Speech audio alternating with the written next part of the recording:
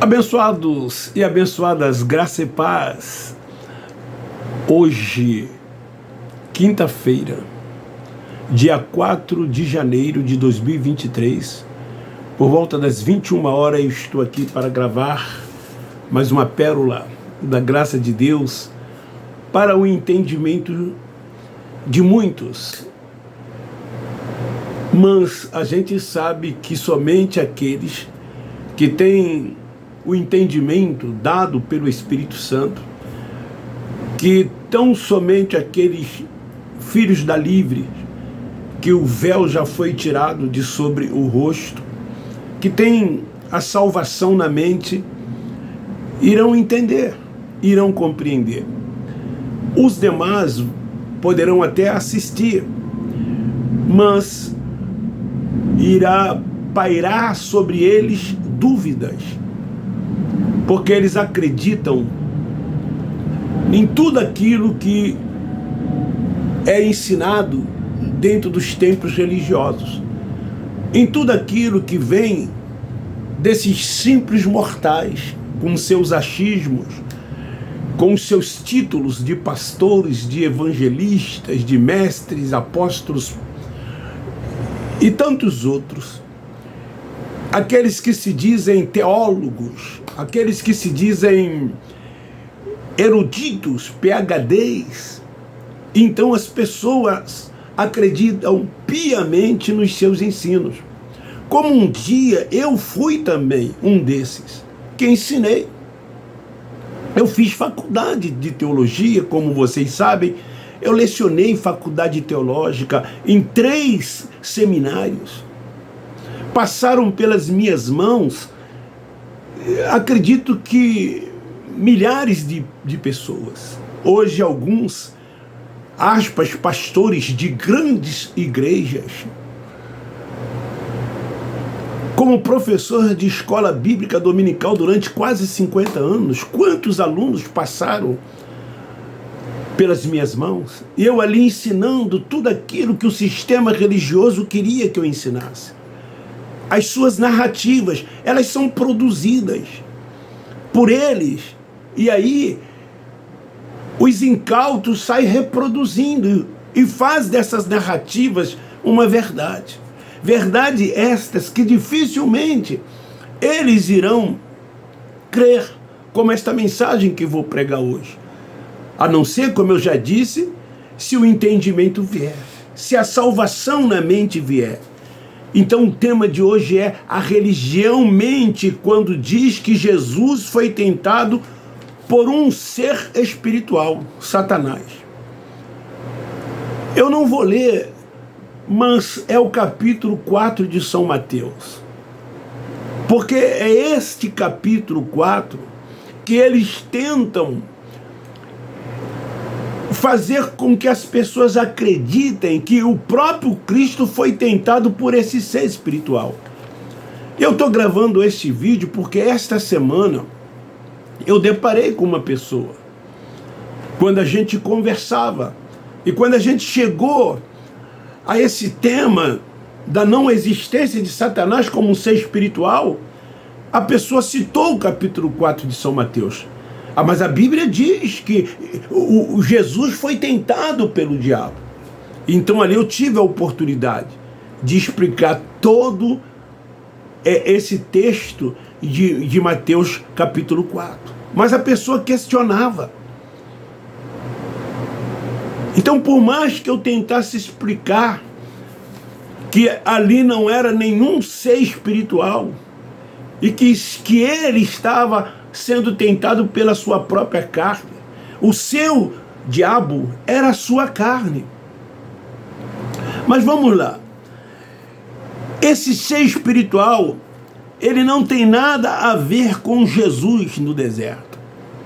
Jesus estava ali sozinho, levado pelo Espírito, depois de ficar 40 dias e 40 noites sem comer e sem beber.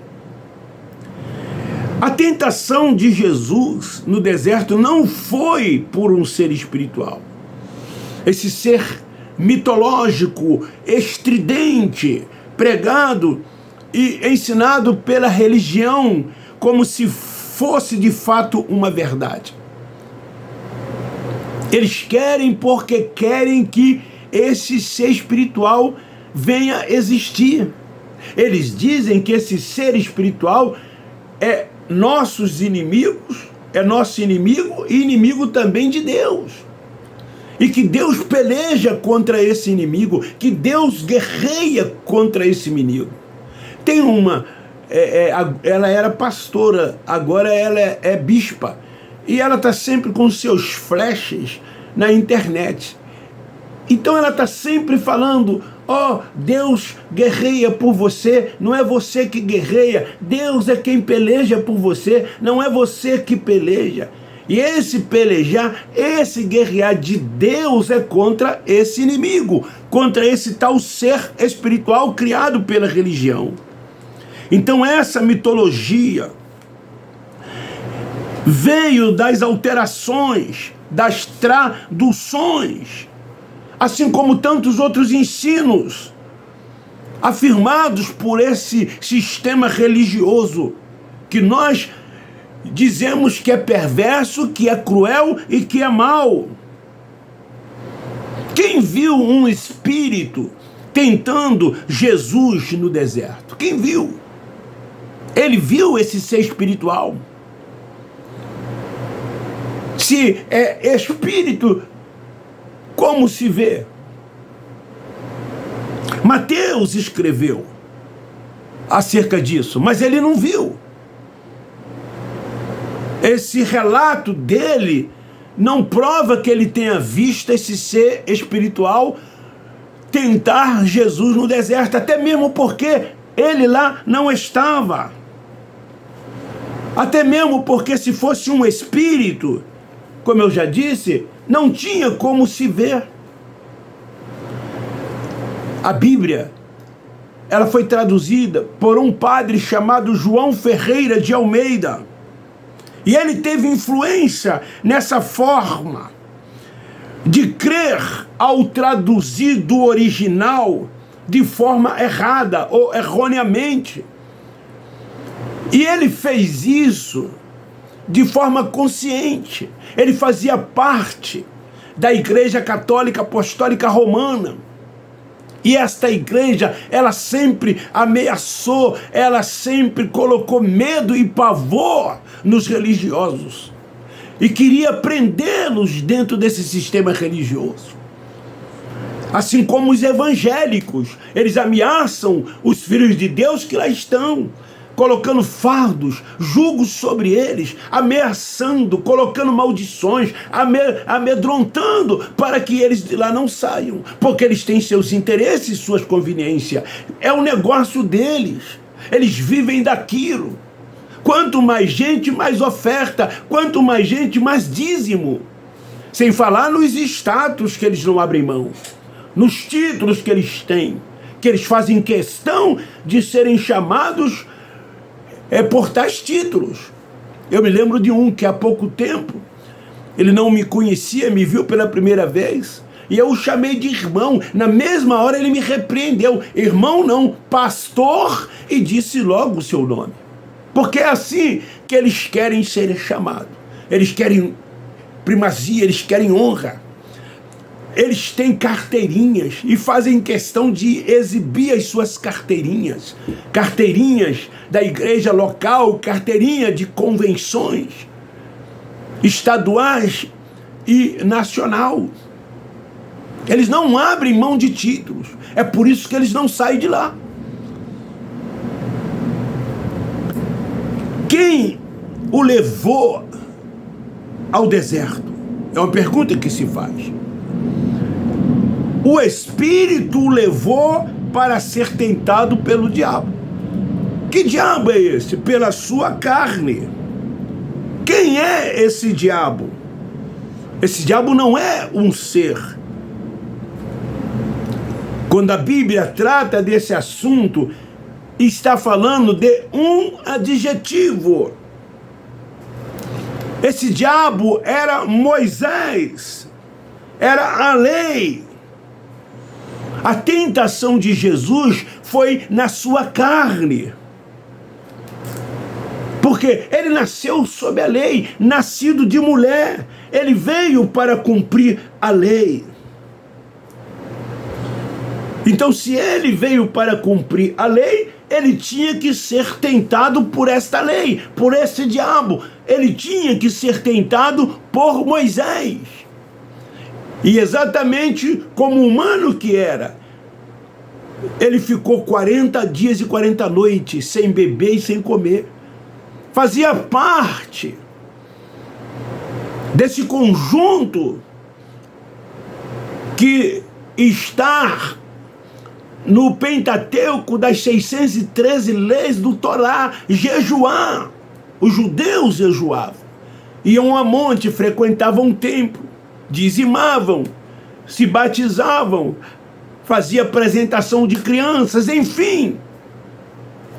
Então, Jesus, por vir cumprir a lei, ele tinha que ser tentado por ela. É difícil para os que ainda são meninos entender essas coisas, porque eles são alimentados com leite. É a mensagem última que eu preguei. É um alimento não tão forte quanto uma comida sólida, que é essa pérola da graça de Deus. A sã doutrina, as verdades de Deus são um alimento sólido que eles não resistem. Eles não conseguem resistir. Eles não aceitam. Porque esta palavra sólida, esta sã doutrina, ela vai até a divisão da alma com o espírito, juntas e medulas.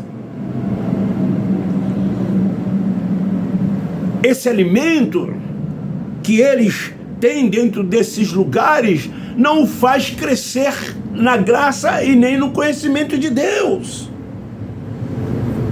Somente quando tem a mente ativada, quando passa a ter o entendimento, aí ele deixa de ser menino e passa a ser adulto, deixa de ser carnal e passa a ser o quê? Espiritual. Então aí começa a se alimentar dessa comida sólida. Eu pergunto, gente, como eu posso ser um herege? Como eu posso ser um falso profeta? Como eu posso ser o anticristo? Como eu posso ser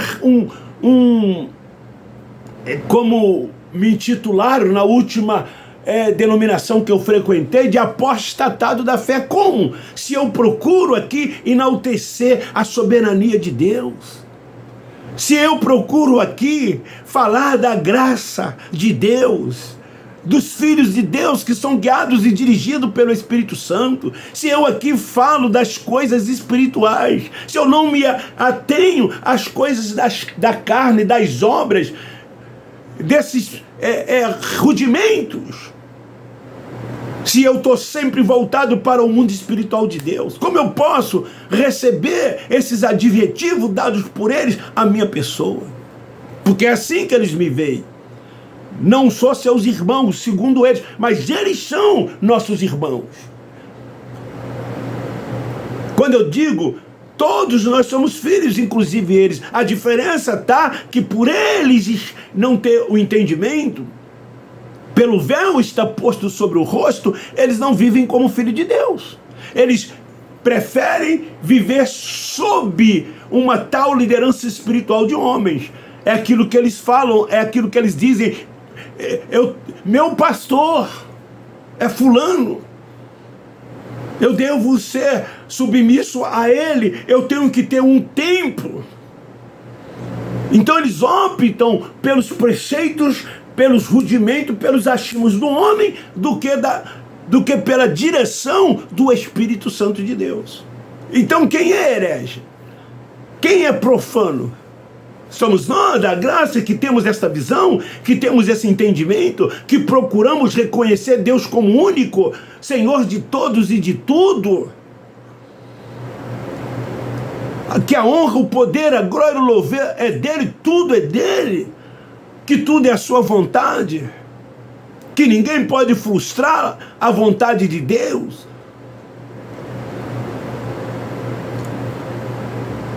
Então Moisés representava o quê? A lei.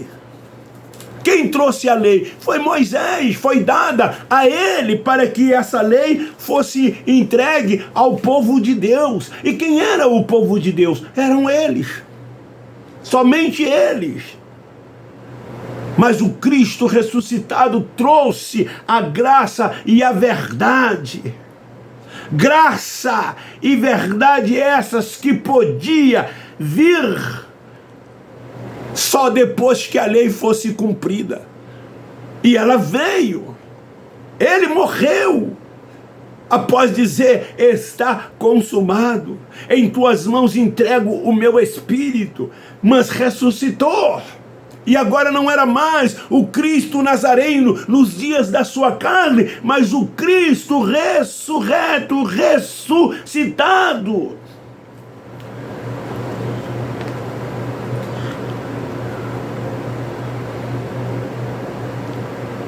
Cristo Nazareno, ele cumpriu. E para que cumprisse, ele tinha que ser tentado na carne. Eu disse que o texto de Mateus 4 é conhecido. Mas olha o que diz o versículo 3. O tentador chegou-se a ele e disse, se tu és o Filho de Deus, mande que estas pedras se transformem em pães. Nós temos o nosso diabo. É a nossa carne.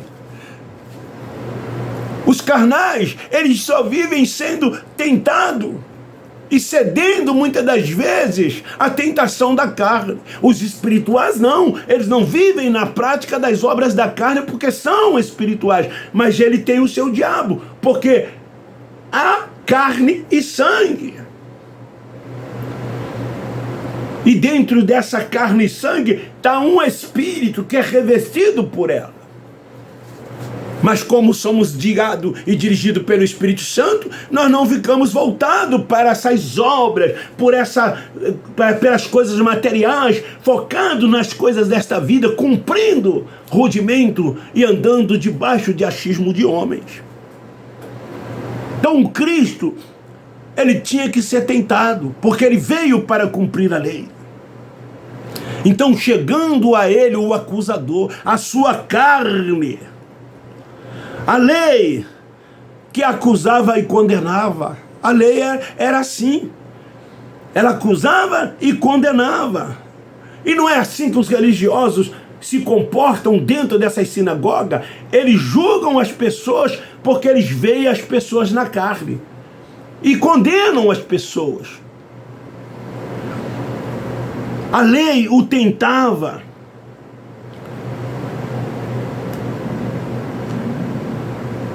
E o que ele fez? Ele usou a própria lei. Aquela lei que o tentava, ele usou a própria lei para combatê-la. Olha o que diz. Se és o Filho de Deus, transforme estas pedras em pães. A lei, a carne.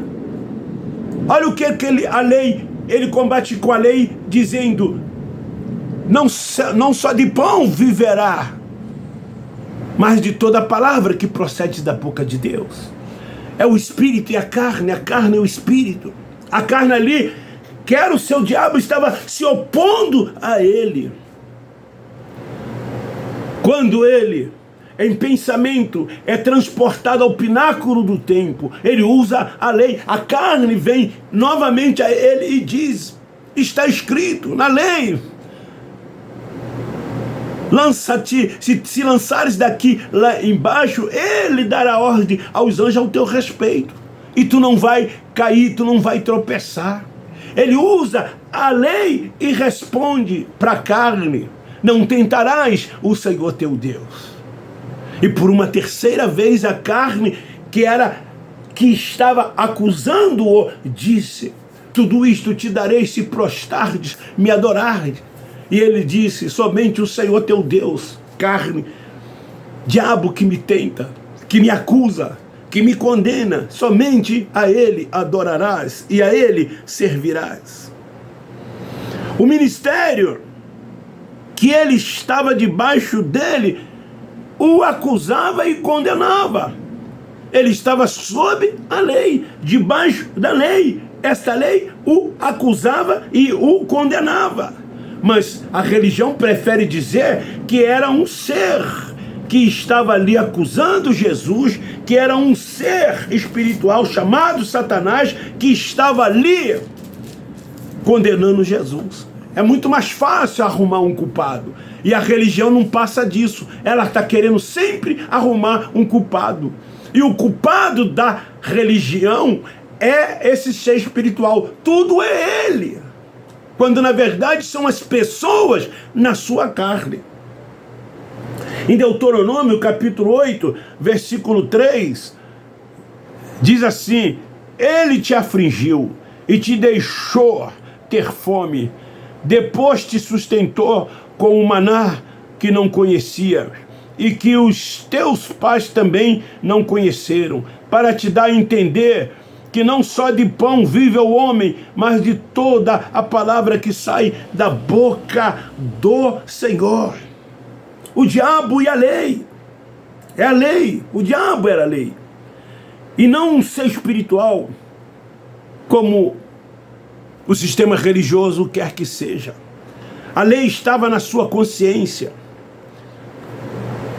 Na consciência de Cristo nos dias da sua carne, porque ele veio para cumprir a lei. Os religiosos dizem que esse ser chamado Satanás conhece a Bíblia. Quantas das vezes eu ouvi isso?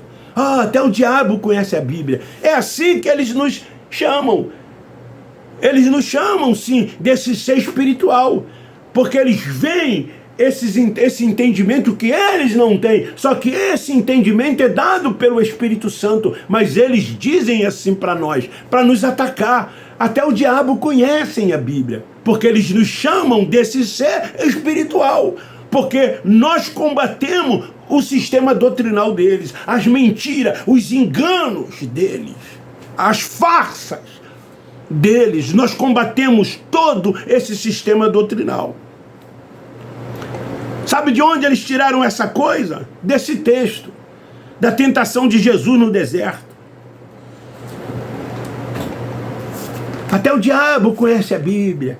Lá no deserto ele citou a Bíblia, é para Jesus. É brincadeira, irmãos. Somente depois do véu tirado, da mente ativada, é que a gente vê isso. Quantas das vezes eu mesmo ensinei sobre este texto, dizendo isso? Que o diabo citou a Bíblia para ele. O diabo como ser espiritual, né? Não o diabo como carne, mas como ser espiritual. No Salmo 91, versículos 11 e 12 diz assim: pois aos seus anjos dará ordem ao teu respeito para te guardar em todos os seus caminhos. Eles te sustentarão nas suas mãos para que não tropece em alguma pedra. Está vendo aí? A lei usada contra ele, que veio para cumprir a lei. E ele combate essa sua carne, que é o seu diabo, usando a lei. Não tentarás o Senhor teu Deus. Então quem tentou Jesus? Moisés. O diabo, que era a lei. Era a lei que estava acusando ele no deserto. Quem o acusava no deserto? O diabo. Não o ser, mas a sua própria carne. Aquela lei que estava na sua consciência. Ele responde não ao personagem, não ao ser espiritual dito pela religião, mas a quem o representava a lei. A sua guerra ali, queridos, era contra a si mesmo, era consigo mesmo, era contra ele mesmo.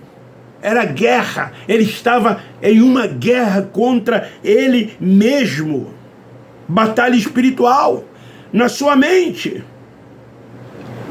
Ele tinha um propósito para realizar. Ele veio o quê? Apenas buscar e salvar as ovelhas perdidas da casa de Israel. Ele veio para quê? Para cumprir a lei. Mas algo queria impedir. A sua tentação estava submetida na lei.